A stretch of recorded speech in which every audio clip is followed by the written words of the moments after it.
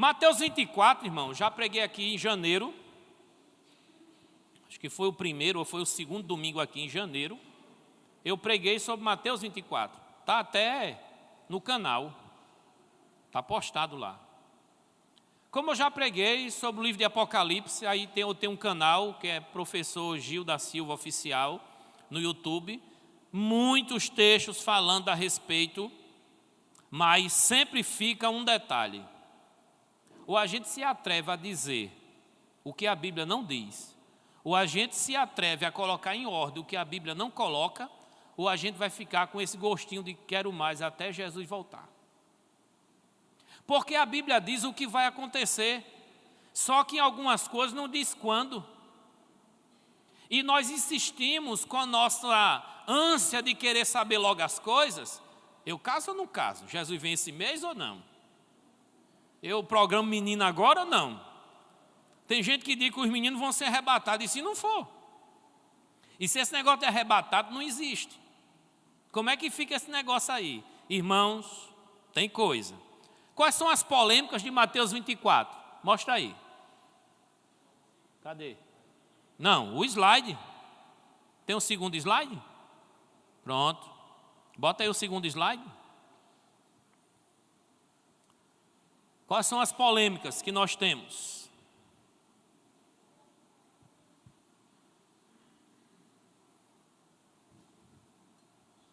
Vai chegar, irmão. Quem crê, diga amém. Amém. Chegou. Será que tem alguma polêmica nesse texto que Jesus pregou? Ou não tem? Será que tem polêmica? Ou só tem polêmica no texto de Daniel? Então, sobre essa questão de grande tribulação, nós encontramos ali o que Jesus estava dizendo com essa expressão que aparece em 24, 21. Haverá uma grande tribulação, a qual nunca houve nem nunca haverá. Jesus estava se referindo ao período de 7 anos que os pentecostais divulgam. Jesus estava falando de um período em que o povo judeu iria sofrer naquele período ainda. Tem texto que parece que Jesus está falando para um tempo muito longo. Mas tem texto aqui que parece que Jesus está falando para um período muito presente. E agora? Por isso que ali vem dizendo, o que os discípulos que perguntaram entenderam na resposta de Jesus. Que os discípulos perguntaram, diz-me quando sucederão essas coisas e que sinal haverá da tua vinda e do fim do mundo. Jesus não respondeu? Sim ou não? Aí eu quero saber o que foi que eles entenderam, porque a gente lendo hoje, a gente entende outra coisa. Ou será que a gente entende do jeito que ele entendeu? E a hermenêutica, a ciência da interpretação bíblica, nos recomenda, se queremos entender de fato o que realmente a Bíblia diz, temos que voltar no tempo e tentar entender como se tivesse com eles presente naquele momento, considerando a cultura e a história. E aí, irmãos, tem outra questão. O que a igreja primitiva entendeu? Os discípulos estavam lá, eles morreram, a igreja seguiu com dúvida. O que era que passava na cabeça daqueles irmãos sobre a volta de Cristo? Porque ele disse em João 14, virei outra vez e vos levarei para mim mesmo. Diga amém. O anjo falou em Atos capítulo 1, esse Jesus que para o céu viste ir, virá do mesmo modo como viste ir. Ele vai voltar, ele anunciou que vai voltar, eu virei outra vez. E o povo estava esperando. Será que estava esperando para aquela época? Ou será que ele estava imaginando que ia ter um relógio parado na contabilidade de Deus? O que é que eles pensavam? E aí temos também como nós devemos entender hoje. Mateus 24 é o mesmo texto, muito parecido com Marcos 13 e muito parecido também com Lucas 21. Então temos esses 3 textos. Passa aí, irmão. Nós temos algumas, parece que tem aí não é? Como separar os textos para essas questões de Mateus 24, 3. Acompanha aí Mateus 24, 3.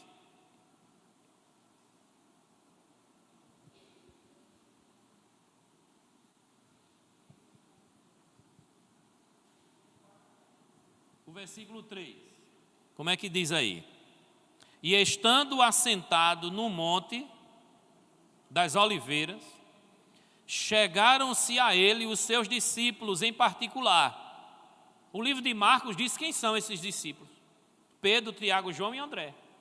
Foi o que chegaram para perguntar. E tem lugares assim que só entra Pedro, Tiago e João. Desta vez André entrou também. E eles disseram assim: dize-nos quando sucederão essas coisas. Que coisas? O que é dito no versículo 1 e 2. Jesus dizendo que o templo que foi reformado e construído, que é o templo de Herodes, do jeito que chegou a notícia lá de no templo de Zorobabel que ia ser destruído, Jesus chega e diz: vai ser destruído também. O terceiro templo, negócio bonito, extraordinário, era o centro das atenções do turismo. Esse templo aí vai cair, não vai ficar pedra sobre pedra. Aí eles perguntaram: quando essas coisas vão acontecer? Será que é agora ou vai demorar? Eu também perguntaria. Eu lembro que tem uma prima em São Paulo, ela mandou uma mensagem para mim: Gil, tu tá por dentro aí dos anúncios de que aqui nas margens do Brasil, nesse oceano aqui das nossas praias, as placas tectônicas vão se movimentar e vai inundar? Quem ouviu falar que ia inundar aqui João Pessoa, ia bater em Campina Grande a onda? Quem ouviu falar nisso? Quem ouviu? Teve esse comunicado e muita gente ligava para mim: aí Gil, eu fico ossado. Eu disse: irmão, deixa a casa para mim. Eu brincando com os irmãos. Porque qualquer coisa vira terror nos jornais de hoje para poder ter audiência. E aí tem que se perguntar: será que é mesmo? Aí a pergunta é: dizem quando serão essas coisas e que sinal haverá da tua vinda e do fim do mundo? Essa é a pergunta. Que sinal haverá da tua vinda, do fim do mundo e essas coisas? Então ele faz uma pergunta tríplice e a questão é: será que ele está perguntando uma mesma coisa? Ou são três coisas diferentes? Será que o templo vai ser destruído, Jesus vai voltar e o mundo vai se acabar numa mesma resposta? Aí são textos difíceis, que na hora de organizar aqui Mateus 24, tem gente que vai organizar de acordo com a perspectiva teológica. Já tem a opinião formada, aí pega os versículos e sai distribuindo como a opinião formada. Quem acha que a tribulação é de 7 anos, essa grande tribulação aqui vai ser jogada lá. Quem acredita que o arrebatamento é Jesus fazendo o povo sumir da face da terra, aonde tiver 2 aqui reunidos, um será levado e outro será deixado, vai ser arrebatamento. E aí a gente vai começar a ir em busca do que se pensa e dos questionamentos que possam levantar. A segunda coisa difícil é conciliar a profecia de Daniel com a profecia de Jesus. Leia Mateus 24:15. Mateus 24:15. Quando, pois, vides que a abominação da desolação do qual falou o profeta Daniel, que está no lugar santo, quem lê, entenda. Se eu tivesse lendo isso aqui e não tivesse estudado com vocês Daniel, capítulo 9, 24 a 27, a gente não saberia do que se trata. Mas eu antes apresentei de propósito. O que é isso que Jesus está se referindo? Qual é a resposta? As 70 semanas de Daniel. Repete comigo: as 70 semanas de Daniel. Tem outras profecias lá em Daniel, mas essas 70 semanas aqui, Deus, de propósito, leva Jesus a apresentar esse pensamento. Quem lê, entenda. Então, quem estiver lendo ali, quem tiver sabedoria, entenda, diz no livro de Apocalipse, e aqui diz: quem lê, entenda. Então é necessário entender. E aí, esse cumprimento da abominação assoladora tem lugar. Lá em Lucas diz que vai ser em Jerusalém. E aqui está dizendo assim no versículo 16: então os que estiverem na Judéia, fujam para os montes. Então vai ser algo que precisa fugir. E tem a ver com a Judéia. Quem mora na Judéia aí, diga amém. Ninguém aqui mora na Judéia, mas eles ali estavam na Judéia.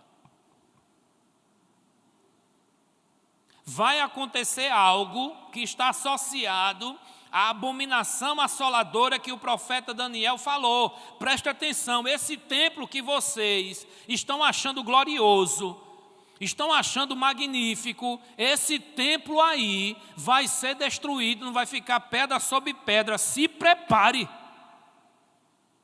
E quem estiver na Judéia, tome cuidado. Quem tiver alguma coisa em casa, não volte para pegar, não. E aí Jesus vai estar mencionando um comportamento que o escritor Flávio Joséfo mencionou.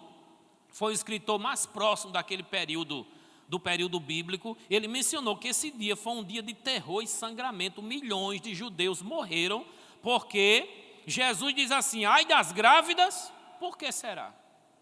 Imagina uma grávida correndo para escapar de faca. Mas quem vai pensar no arrebatamento vai dizer o quê? Ai das grávidas, o menino vai sumir da barriga. Entende o que eu estou dizendo? Se eu estou pensando que esse texto é para a época do cerco de Jerusalém e a destruição do templo, eu não vou estar aplicando com o menino sumindo da barriga. Mas depois que surgiu uns filmes por aí, falando sobre arrebatamento, em que as criancinhas sumiram da barriga, aí vai colocar aqui as das grávidas justamente nisso.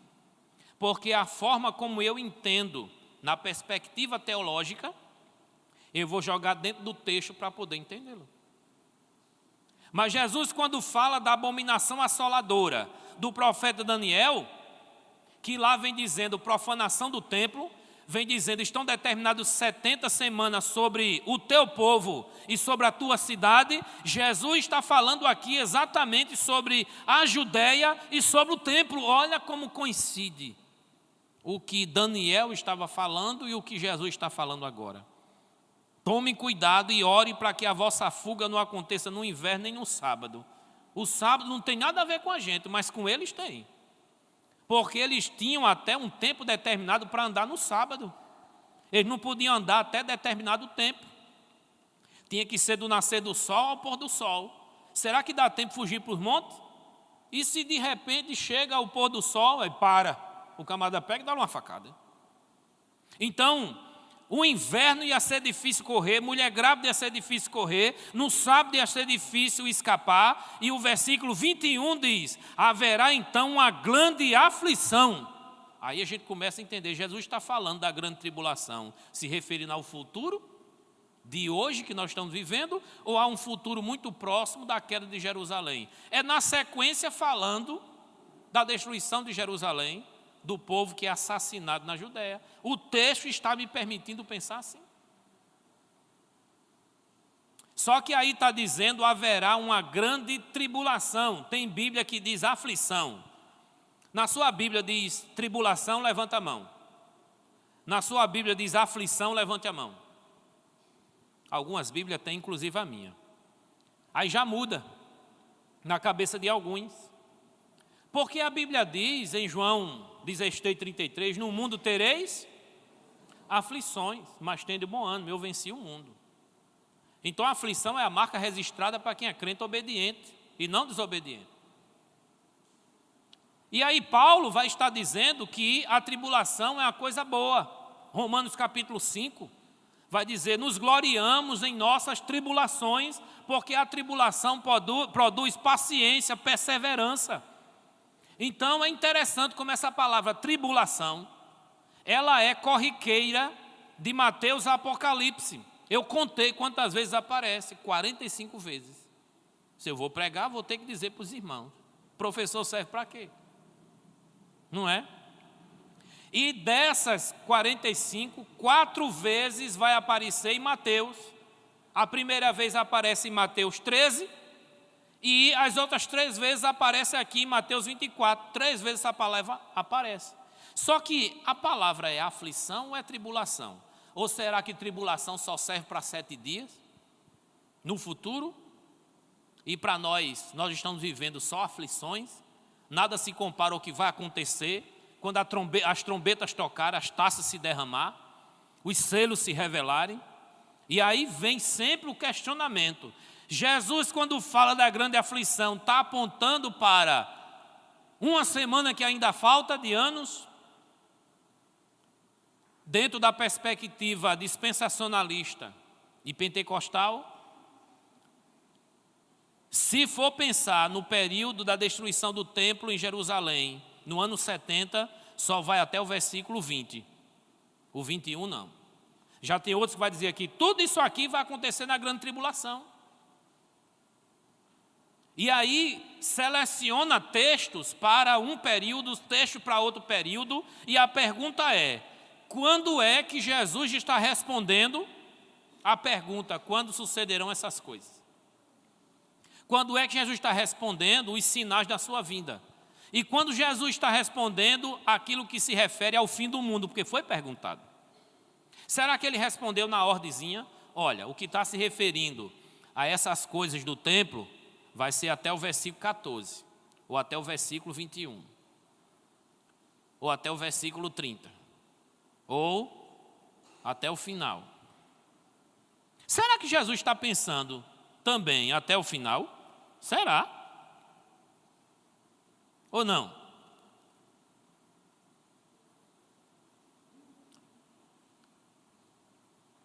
Olha o que diz o versículo 34. Quem lê para mim aí?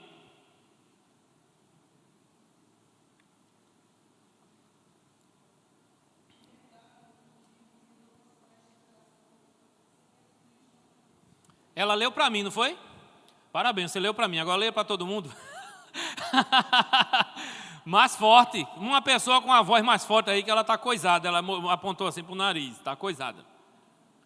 E aí?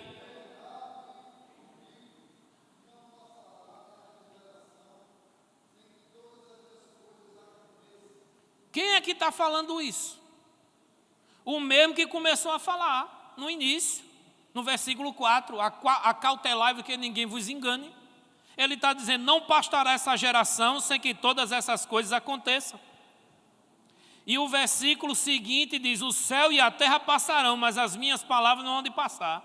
Aí eu pergunto, aqueles irmãos que estavam lá ouvindo Jesus, explicando isso, entenderam o quê?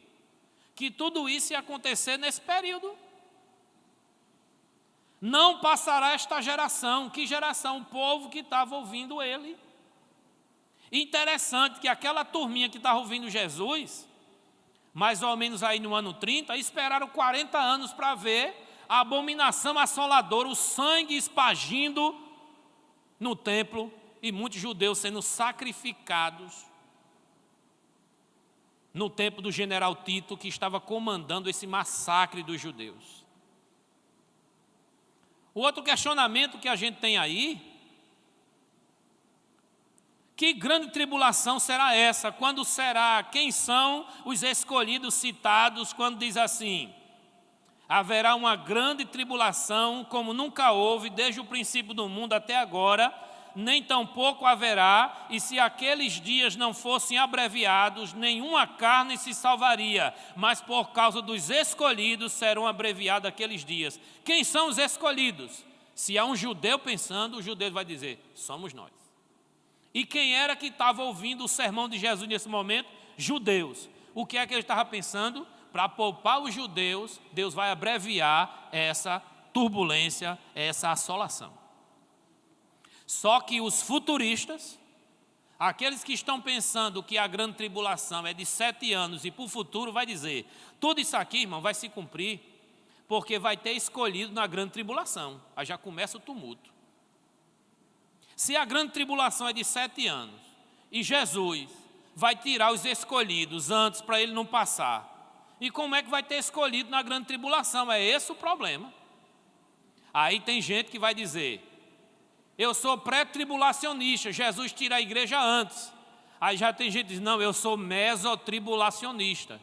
Quer dizer, Jesus vai tirar no meio da tribulação, 3 anos e meio, o anticristo vai se manifestar, vai fazer uma paz com Israel, aí quando ele trair, quebrar esse pacto, aí Jesus vem e tira o seu povo da terra e fica só as almas cebosas que não congregavam na Pibe de Tibiri.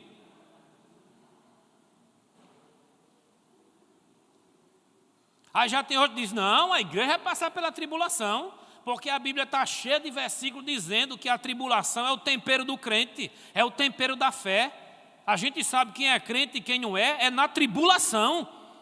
E aí, toda vez que a igreja, ao longo da história, passou por tribulação, só ficou realmente quem era crente.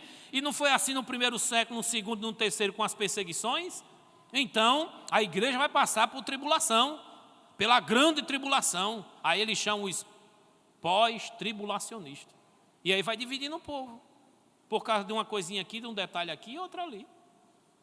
Quem está com dúvida, diga amém. Amém. Muito bem.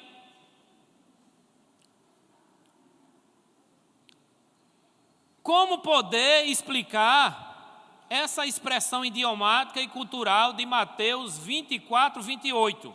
Mateus 24, 28. Me ajuda aí.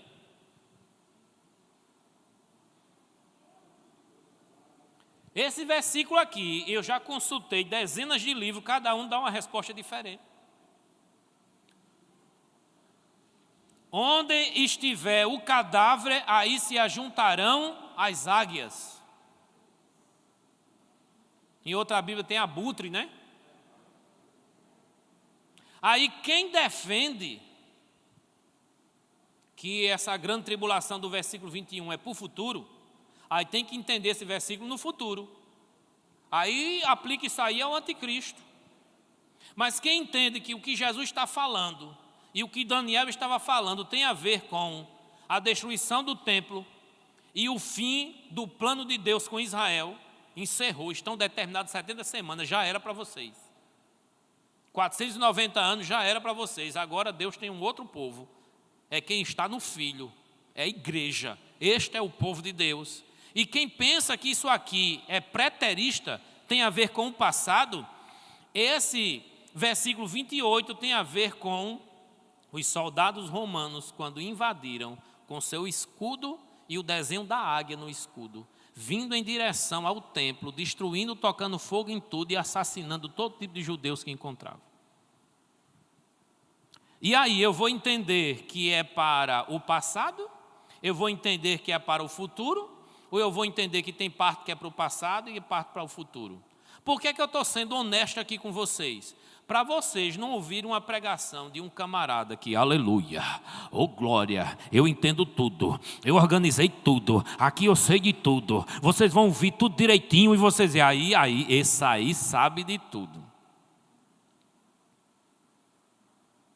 Na verdade, tem muita gente que diz assim, eu não tenho dúvida de como vai acontecer. Mas quem é crente de 20 anos para cá já mudou muita coisa, de sinais e sinais que estavam relacionados ao anticristo. Já disseram que Lula era o anticristo, em 2002. Foi em 2002 que ela assumiu a presidência? Já viu o pessoal anunciando, esse aí, olha, vai ser o anticristo esse homem. Presidente dos Estados Unidos, anticristo. O Macron lá na França, anticristo. Quem você imaginar, só não diga que é o pastor Evandi. Não é? Quem você imaginar, o povo joga na conta. Só que lá em João, na primeira epístola, no capítulo 2, diz que vários anticristos se levantaram e se levantarão. Falsos cristos, anticristos. Falsos profetas e falsos mestres, agindo contra o evangelho de Cristo, é anticristo. Anti quer dizer contra. Mas lá em Tessalonicenses, no capítulo 2, diz que os irmãos não devem ficar preocupados quanto à vinda do Senhor, porque não será assim antes que venha a apostasia e se revele o homem do pecado, o filho da perdição. Então há um homem do pecado, um filho da perdição que há de se levantar antes que Jesus venha. E se ele há de se levantar antes que Jesus vem antes ou vem depois desse anticristo?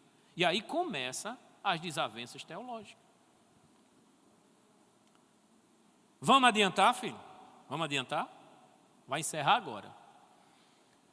Mas daquele dia e hora ninguém sabe, nem os anjos do céu, mas unicamente meu Pai sabe.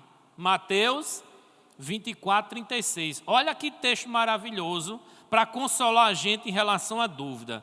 Quem tem dúvida quando Jesus vai voltar? Todos. Por quê? Porque ele encerrou para a sua própria glória e o seu próprio saber quando ele vai voltar. Mas ele deixou alguns sinais. E aí, quando temos Mateus 24, do 4 até o 14, aí a gente vai observar sinais de guerras, rumores de guerras, fome, peste, terremoto em vários lugares. Só que essas coisas aconteceram ao longo da história e o povo ficou na expectativa de que Jesus estava voltando porque estava tendo guerra. Quando foi que nunca houve guerra? Fome, peste, terremoto houve em vários lugares. Mas quanto mais o tempo passa, mais intensifica isso. E não é isso que Apocalipse está dizendo? Quanto mais o tempo passa, cada selo, cada trombeta, cada taça mais piora. Então quem vai ficando vai vendo que a coisa vai piorando. E quem se foi já está desfrutando ou está esperando. Depende da visão escatológica que cada um vai ter, que o irmão vai explicar amanhã. Se eu for explicar tudo hoje, não vai dar tempo e não vai sobrar nada para amanhã. Mateus 24, 42 diz: portanto, vigiais, porque não sabeis a que hora adivinha o vosso Senhor. Esse é o segredo que Jesus guardou, para que ninguém saiba. Porque a palavra-chave da escatologia é essa: vigiai. O texto de Marcos encerra assim: o que eu digo, digo a todos, vigiai. Os irmãos tenham só um pouquinho de paciência. O que é vigiar? Se eu já sei de uma data e já sei quando o ladrão vem, eu vou ficar na espreita. Mas se eu não sei quando vem, eu vou ficar na espreita todos os dias. E não é isso que Jesus quer, não, essa vigilância todos os dias, amém? Ele encerrou o seu segredo da sua vinda, e ele encerrou detalhes da sua vinda justamente por isso. Tem coisa que ele está explicando logo no começo de Mateus 24, que ele vai dizer, olha, vai acontecer isso, mas ainda não é o fim. Mateus 24, 6. Aí ele começa a falar, o versículo 7, o versículo 8, aí de todas essas coisas ainda não é o fim, é só o princípio das dores, o princípio do fim.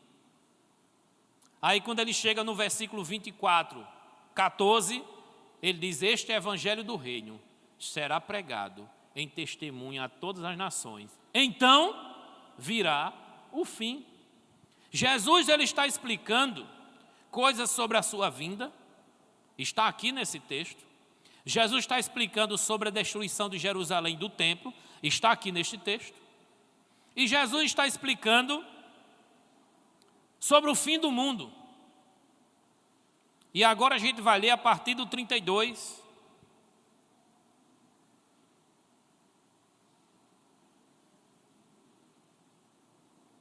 Não, a partir do 29. Do 29 ao 31. Olha como diz: logo depois da aflição daqueles dias, o sol escurecerá, e a lua não dará mais a sua luz, e as estrelas do céu cairão, e as potências do céu serão abaladas. Muito parecido com o que diz em Apocalipse. Parece que um cenário histórico vai servir de modelo para um cenário futuro. Muito parecido com as coisas do Antigo Testamento. Os cenários históricos tipificavam algo que vai acontecer no futuro. Porque aqui está falando de uma grande aflição sobre a Judeia, sobre o templo em Jerusalém, mas diz assim, logo depois da aflição daqueles dias, já aponta para uma volta gloriosa de Cristo, que vai mexer com a lua, com o sol e as estrelas, e com a potência do céu sendo abalados. Isso será no sentido literal ou figurado, dependendo da linha teológica, vai levar o pé da letra ou vai levar no sentido figurado, dizendo que vai ser tão gloriosa que as estrelas vão cair. O céu vai se abalar.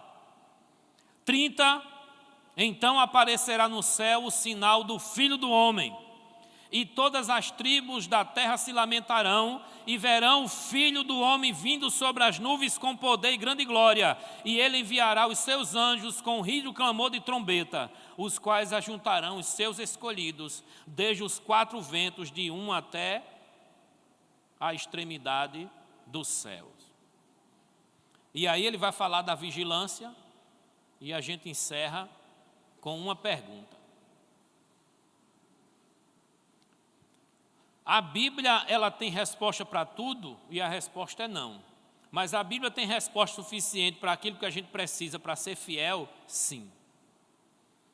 E uma das ordenanças, quando se fala a respeito da volta de Cristo, está associada à palavra vigiai. Vai vir como um ladrão, ou seja, vai vir de surpresa. Vai vir como um ladrão da noite, então é a forma como as coisas irão acontecer. Coloca aí no finalzinho, o último slide.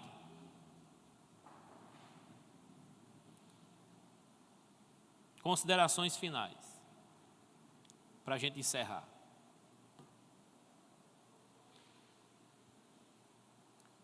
Marcos 13, 37, o que eu digo, porém, vos digo a todos, vigiai. Esse é o recado final desse estudo sobre a grande tribulação.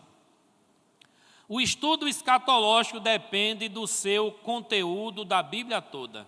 Se você só estudou Mateus 24, você não vai entender escatologia, não vai entender o que é grande tribulação. Se você vai ler Apocalipse sem conhecer o restante da Bíblia, não vai entender a linguagem figurada que tem no livro de Apocalipse. Tem gente que diz assim, olha irmão, eu gosto demais de Apocalipse, eu só leio Apocalipse na Bíblia, é bonito demais. Uns bichos com as cabeças, com as bocas, com chifres, eu acho isso muito lindo, não é? Mas tem muita simbologia na linguagem apocalíptica.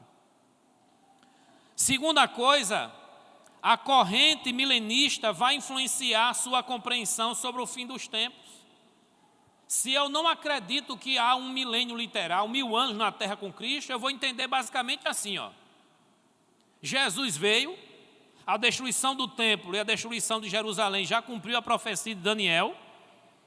Esse período dos gentios é um milênio inaugurado, no sentido figurado. No final desse milênio, Jesus vem, e quando Jesus vem, ressuscita todos, julga todos, quem sobe, sobe, quem desce, desce, e inaugura o novo céu e a nova terra. Não tem mais detalhe, não tem mais tribulação, não tem mais nada. Agora, quem acredita que o milênio é literal, Jesus vai vir antes. Mas antes de Jesus vir, o que é que vai acontecer? O que é que tem ainda para acontecer? Aquela semana de Daniel já se cumpriu ou ainda falta? Aí tem um monte de gente. Bota Jesus antes, bota Jesus no meio, bota Jesus depois. Aí joga anticristo para um lado, joga anticristo para o outro.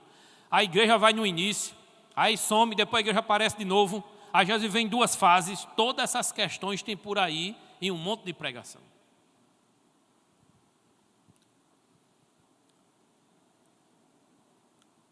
Muitos textos dependem do conhecimento histórico e cultural da época.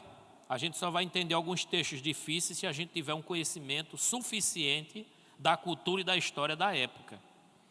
Há textos difíceis e até impossíveis de se entender com exatidão. Se fosse fácil, ninguém teria opiniões diversificadas. Eu tenho minha opinião. E está numa apostila que eu escrevi. E aqui tem uma prancheta, um caderno e uma lista. Quem tiver interessado em apostila, que vai explicar todas as visões escatológicas, todas as visões a respeito de Apocalipse, Daniel e Mateus 24, 25. Mateus 24, 25 é o Apocalipse de Jesus. E aí eu faço um resumo de todas as correntes e dou uma opinião apurada dentro daquilo que a Bíblia pode chegar mais próximo das certezas. E ainda digo, olhe, Jesus disse, ninguém sabe. R$10, se os irmãos tiverem interesse, os irmãos vão se levantar depois do culto, vão assinar aqui. Amanhã à noite eu vou estar aqui e vou entregar essa apostila a você, tudo organizadinho. Se não tiver interesse, tudo bem, eu vou entender. Mas para poder dar uma resposta, há uma necessidade de construir um quebra-cabeça muito grande. E eu acho que na apostila está muito bem explicadinho. Quem gosta de estudar, vale a pena. Fique de pé, nós vamos orar.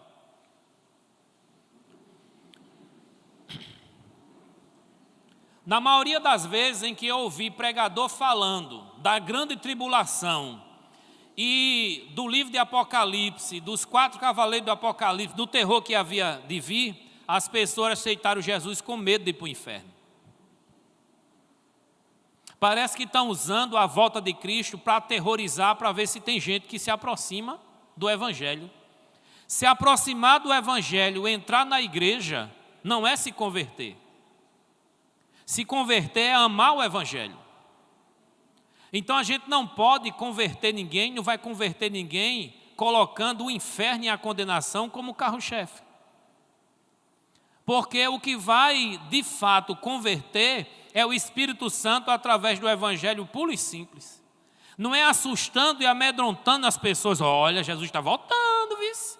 Olha, não é assustando que vai fazer as pessoas se converterem. E eu ouso dizer que muita gente já se foi, não está entre nós, porque vieram no susto e com outro susto foram embora.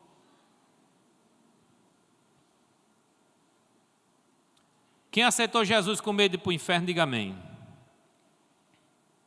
Quem aceitou Jesus com vontade de ir para o céu, diga amém. Você é interesseiro. Igualmente a mim. Nenhuma condenação há para quem está em Cristo Jesus, mas temos várias razões, inclusive o céu, para servir Jesus. Nós o amamos porque Ele nos amou primeiro. Senhor nosso Deus e Pai, nós glorificamos o Teu nome. Por Tua palavra, que nos alerta, que nos guia, que nos conduz, e que cada dia mais está mais claro a Tua vontade para com a igreja, para com o mundo. Cada dia mais o Senhor tem nos mostrado que os Teus dias finais estão se concretizando neste mundo, e estaremos certos que quando partir daqui, ou quando o Senhor voltar, estaremos para sempre com o Senhor. Nos ajude e nos fortaleça, porque sem Ti nada somos, nada temos e nada podemos. A vigilância depende de nós, mas sem Ti não conseguiremos. Guarda o Teu povo, guarda a Tua igreja, em nome do Pai, do Filho e do Espírito Santo. Amém. Amém.